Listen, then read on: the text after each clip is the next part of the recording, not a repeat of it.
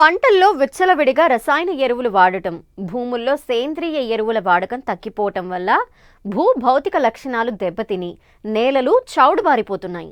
భూసారం తగ్గిపోవటం వల్ల రైతుకు ఖర్చులు పెరిగి ఆశించిన ప్రయోజనం పొందలేకపోతున్నారు. ముఖ్యంగా వరి సాగు చేసే ప్రాంతాల్లోని భూముల్లో, ప్రధానంగా బోరు నీరు వాడే ప్రాంతాల్లో ఈ చౌడు ప్రభావం ఎక్కువగా కనబడుతోంది.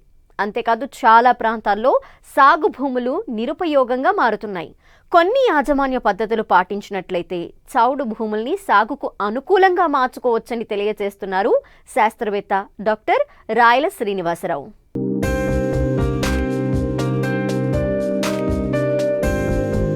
రైతులు తెలిసో తెలియకో వాడుతున్న అధిక ఎరువుల వినియోగం వల్ల ప్రత్యక్షంగా ఖర్చులు పెరగడమే కాకుండా పరోక్షంగా మనకు తెలియకుండానే భూములు నిస్సారంగా మారిపోతున్నాయి. దీనికి తోడు మనం అందించే నీటిలో ఉండే అధిక లవణాల కారణంగా కూడా పంటలు సరిగా ఎదగక ఆశించిన దిగుబడులు పొందలేకపోతున్నాం. సాధారణంగా భూమిలో ఉండే కొన్ని రకాల లవణాల వల్ల భూమి పైభాగంలో తెల్లని లేదా బూడిద రంగులో పొరలు ఏర్పడుతూ ఉంటాయి. వీటినే చౌడు భూములు అంటారు. వీటిలో ప్రధానంగా తెల్ల చౌడు, కారు చౌడు ఎక్కువగా కనబడుతుంటాయి. ఏటా సేంద్రియ ఎరువులు వాడే ప్రాంతాల్లో ఈ సమస్య ఉండదు. భూమిపై తెల్లటి పొరల లవణాలు పేరుకుని ఉండటాన్ని పాలచౌడు అంటారు. కారుచౌడు భూముల్లో నలుపు లేదా బూడిద రంగులో ఉండే పొరలను గమనించవచ్చు. ఏటా భూపరీక్షలు చేయించి తదనుగుణంగా పంటలను ఎన్నుకోవడం, సేంద్రియ ఎరువులను, రసాయన ఎరువులను సిఫారసు మేరకు అందించడం వల్ల సమస్యను తగ్గించుకోవచ్చంటూ వివరాలు తెలియజేస్తున్నారు భద్రాద్రి కొత్తగూడెం జిల్లా కృషి విజ్ఞాన కేంద్రం శాస్త్రవేత్త డాక్టర్ రాయల శ్రీనివాసరావు. ముఖ్యంగా మనకు చౌడు నేలలు, ఆమ్ల నేలలు, చౌడు నేలలు అని రెండు రకాలు ఉంటాయి. ప్రధానంగా చాలా ఏరియాల్లో కూడా చౌడు నేలల ప్రభావం వల్ల రైతు సోదరుల పంటలు చాలా గణనీయంగా తగ్గిపోవడానికి అవకాశం బాగుంది. కాబట్టి ముఖ్యంగా పిహెచ్ అంటే ఆ ఉదజని సూచిక అనేది 7.5 నుంచి 8.5 మధ్యలో ఉన్నట్టు మొత్తం కూడా మనం చౌడు నేలలు అంటాం. సాధారణంగా 7.5 నుంచి 8 మధ్యలో ఉన్న నేలలను తెల్ల చౌడు అని, 8.8 నుంచి 8.5 మధ్యలో ఉన్న నేలను నల్ల చౌడు నేలలు అని కూడా అంటాం. ఈ యొక్క చౌడు నేలను బాగు చేయాలంటే కంపల్సరీగా కూడా మనం దగ్గరలో ఉన్నటువంటి చెరువు మట్టిని తోలుకోవటం కానీ, పశువుల ఎరువును బాగా వేయటం కానీ, పచ్చిరొట్ట ఎరువులను ఎక్కడైనా వేరే చోట పెంచి వాటిని కట్ చేసి తీసుకొచ్చి ఆ నేలలో కలిగి దున్నటం కానీ, ఇవన్నీ చేసుకుంటూ ఒక 2-3 సంవత్సరాలు వెళ్ళిన తర్వాత కొంతవరకు ఆ పిహెచ్ తగ్గి కొంత చౌడు నీళ్ళు కొంత మార్పు చెందుతూ వస్తూ ఉంటాయి.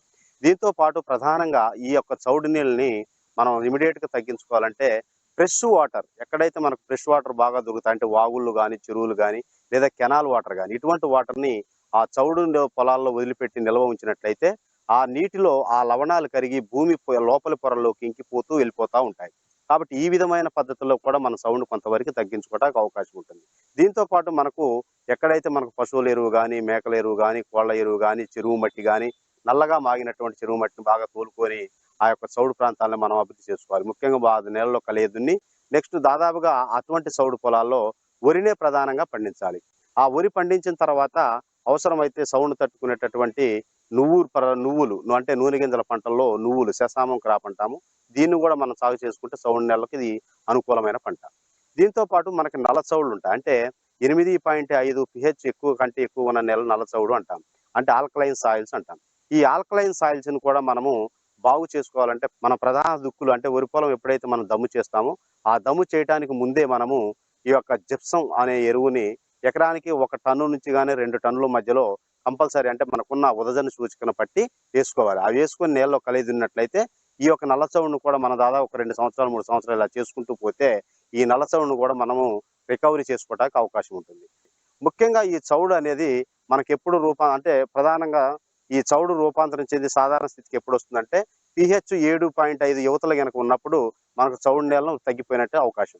ముఖ్యంగా ఈ చౌడు పొలాలు ఎక్కడైతే మనకు ఎక్కువగా ఉంటాయో అటువంటి ఏరియాల్లో రైతు సోదరులు వరి పంటను మాత్రమే వేసుకోవాలి. మిగతా పంటలు ఇది పండించడానికి వీలు పడదు కాబట్టి వరి పంటలనే సాగు చేసుకోవాలి. ముఖ్యంగా ఈ చౌడు పొలాలు ఎక్కడైతే ఉన్నాయో ఆ రైతు సోదరులు కంపల్సరీ కూడా ఆ భూసార పరీక్ష కంపల్సరీ ముందు చేయించాలి. అంటే దానిలో లవణాల శాతం ఎంత ఉంది, అది తెల్ల చౌడా, నల్ల చౌడా, అదేవిధంగా దానిలో ఉదజని సూచికతో పాటు ఎలక్ట్రికల్ కండక్టివిటీ ఈసీ అంటాం, అది 1.25 ఉందా, 1.5 వరకు ఉందా కూడా రైతు సోదరులు తెలుసుకొని దాని ఆధారంగా మనం ఎరువుల సిఫార్సు కానీ, అదేవిధంగా మనకు ఈ యొక్క ఆర్గానిక్ మ్యాటర్స్ యాడ్ చేసుకోవటం కానీ మనం చేసుకున్నట్లయితే ఈ యొక్క చౌడు పొలాలను కూడా మనం పునరుద్ధరించుకోవడానికి అవకాశం ఎక్కువగా ఉంటుంది.